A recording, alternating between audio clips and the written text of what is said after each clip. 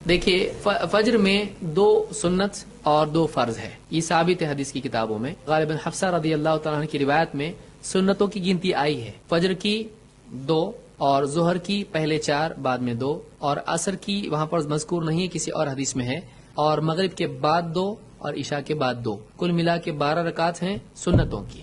تو اس کے بارے میں فضیلت یہ کہ جو 12 رکعت پڑھتا ہے اس کو اللہ تعالیٰ جنت میں گھر عطا فرمائے گا، یہ سنتیں ہیں۔ پھر فرض نمازیں پوری امت کا اجماع ہے، اور حدیثوں میں بھی یہ عدد آیا ہے کہ اللہ کے نبی صلی اللہ علیہ وسلم فجر میں 2 پڑھتے تھے، اسی لیے آپ نے فرمایا آج صبح کی نماز تو 2 ہی رکعت ہے، تو معلوم ہوا کہ اس سے 2 رکعتیں ہیں۔ ظہر میں 4 رکعتیں آپ پڑھتے تھے، عصر میں 4، مغرب میں 3، اور اسی طرح سے عشاء میں آپ 4 پڑھتے تھے۔ جابر رضی اللہ عنہ کی روایت ہے کہ ہم ظہر اور عصر میں پہلی 2 رکعتوں میں سورہ فاتحہ اور سورہ پڑھتے تھے امام کے پیچھے، بعد کی 2 رکعتوں میں صرف سورہ فاتحہ۔ معلوم ظہر عصر کتنی ہے؟ 4 رکعت ہے۔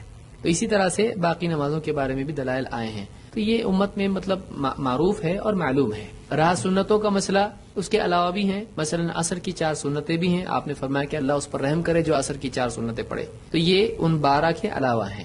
اسی طرح سے مغرب سے پہلے بھی صحابہ 2 رکعت پڑھا کرتے تھے، یہ مستحب ہے، فوراً اذان کے بعد فوراً پڑھتے تھے، یہ لازم نہیں ہے اور اتنی موقت بھی نہیں ہے، لیکن کوئی پڑھ لے تو کوئی منع بھی نہیں ہے۔ اسی طرح سے ظہر کے بعد میں آپ نے فرمایا کہ ظہر کے پہلے 4 اور ظہر کے بعد 4، یہ بھی تذکرہ حدیث میں آیا ہے، تو 2 سنت ہے اور 2 اس کے علاوہ ہے جس کو مستحب کہا جا سکتا ہے، حدیث میں اس کا تذکرہ آیا ہے، ظہر کے بعد 4۔